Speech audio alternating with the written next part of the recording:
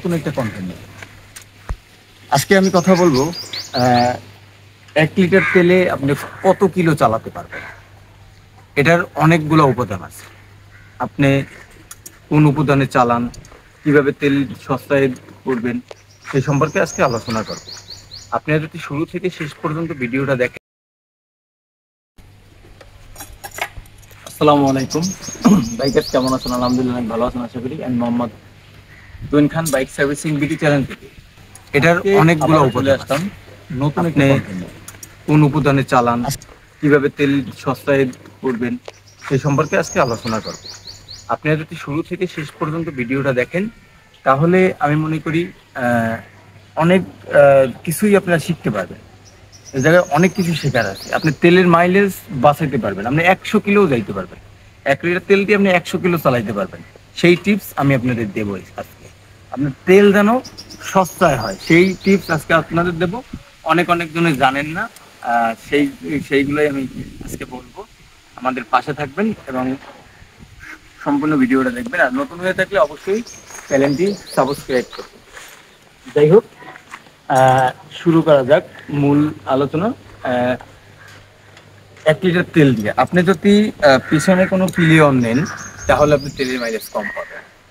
আপনি যদি জোরে জোরে পিক আপ ধইরা, মানে সেই মোড়াচ্ছেন গিয়ার মিয়ার দিয়া, হ্যাঁ, তাহলে আপনি তেলের মাইলেজ কম পাবেন। ঠিক আছে।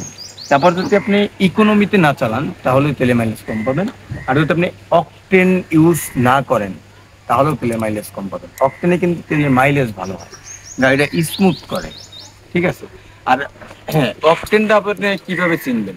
অকটেন কিন্তু অনেকগুলো আছে, রং দেয়।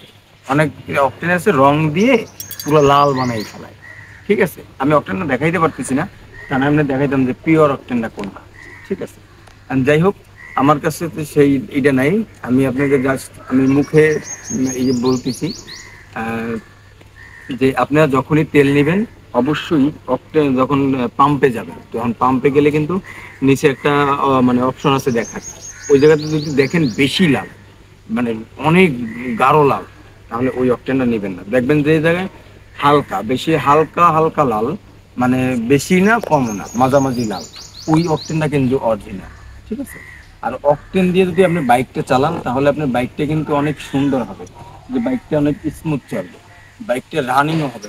আর কখনো যখন আপনি কোনো জ্যামে পড়েন, তখন কিন্তু আপনি চাবিটা আস্তে করে অফ করে দিতে পারেন। সেক্ষেত্রে আপনি তেল কম খাবে। আর শহরের ভিতরে এমনি তেল বেশি খায়। শহরের ভিতরে আপনি যখন চলবেন, তখন খুবই সাবধানে, মানে ক্লাস আপনি ব্রেক, আপনি যতবার ব্রেক চাপবেন, ক্লাচ চাপবেন, ততবারই কিন্তু আপনি তেলের মাইলেজ কম পাবেন। শহরের ভিতরে কম পাবেন। আর আপনি যদি লংয়ে যান, তাহলে কিন্তু আপনি তেলের মাইলেজ 100তে 100 পাবেন। আপনি 100ও পেতে পারেন যদি আপনি ইকোনমি যদি ফলো করেন। ইকোনমি কিন্তু আমাকে 3 থেকে ধাপ আছে। একটা হচ্ছে 40 থেকে 45, একটা হচ্ছে 50, আর একটা হচ্ছে 55। এর ভিতরে যদি চালান, আমি যদি 40-এ চালান, তাহলে আমরা 100তে 100 মাইলেজ পাবেন। 100 মাইলেজ পাবেন, মানে ট্যাঙ্কির তেল কমবে না। ঠিক আছে। এটা লাইভ দেখা যায় না, কিন্তু আপনার যে আমাকে SP-125 বাইকটা আসছে, ওটা কিন্তু লাইভ দেখা যায়। ওটা কিন্তু আপনি সম্পূর্ণ লাইভ দেখতে পারবেন। ওটাই আপনি দেখবেন। যদি আপনাকেও যদি কেউ বাইক থেকে যে SP-125, তাহলে ওইটাই লাইভ দেখতে পাবেন।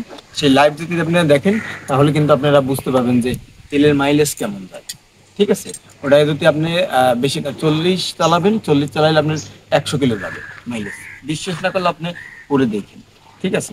আর আমি এটাই বলতে চাই যে আপনারা যখন গাড়ি চালাবেন, air filter, spark plug, engine oil, হ্যাঁ, আর চাকা জ্যাম আছে কিনা, চেনটা অ্যাকুরেট করে নেবেন। তাহলে চেন যদি এইগুলো আপনি ফলো করেন, তাহলে আপনি তেলের মাইলেজ কম পাবেন। আর পিলিয়ন বসাবেন না। ঠিক আছে। পিলিয়ন বসাইলেও কিন্তু আপনার তেলের মাইলেজ কম পেতে পারেন। ঠিক আছে। আপনি যদি সিঙ্গেল চালান, তাহলে তেলের মাইলেজ সবচেয়ে ভালো পাবেন। ঠিক আছে। আমার টিপসগুলো কেমন লাগলো, যদি ভুল ত্রুটি হয়ে থাকে, তাহলে অবশ্যই কমেন্ট বক্সে জানাবেন। তাহলে আমি সেইগুলো শুধরে নেব। আর আমাদের পাশে থাকবেন বাইক সার্ভিসিং বিডি চ্যানেলের। আর আপনাদের জন্যই আমি আজকে এত দূরে আসছি, মনিটাইজেশনও পাইছি। আমি আরও দূরে যেতে চাই, আপনাকে পাশে থাকতে চাই। আর যদি কেউ বাইক অনেক দূরে গেছেন, বন্ধ হয়ে গেছে, সেক্ষেত্রে আমার যদি ফোনও পারেন, তাহলে আমি হোয়াটসঅ্যাপের মাধ্যমে চিকিৎসা করে থাকি। তাহলে ভালো থাকবেন। আসি। আসসালামু আলাইকুম।